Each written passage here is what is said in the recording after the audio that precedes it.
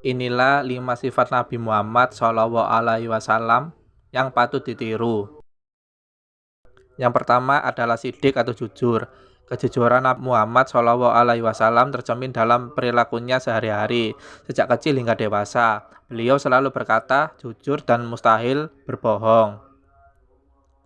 Baik sebagai utusan Allah Subhanahu wa Ta'ala maupun sebagai seorang pedagang pada masanya.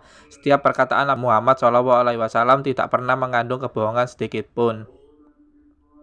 Yang kedua adalah amanah atau dapat dipercaya. Nabi Muhammad memiliki julukan sebagai Al-Amin yang artinya dapat dipercaya. Sifat ini tentunya berlawanan dengan sifat mustahil yang ada dalam diri Rasulullah SAW, yaitu khianat. Tidak mungkin seorang utusan Allah Subhanahu wa Ta'ala menyimpan dan memiliki sifat khianat.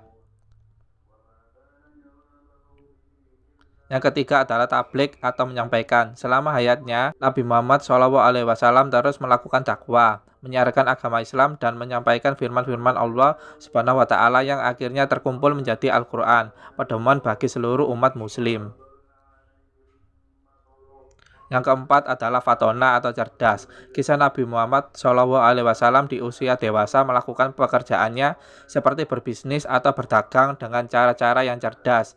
Beliau juga menunjukkan intelektualitasnya tatkala melaksanakan dakwah dan menyiarkan agama Islam ke berbagai wilayah.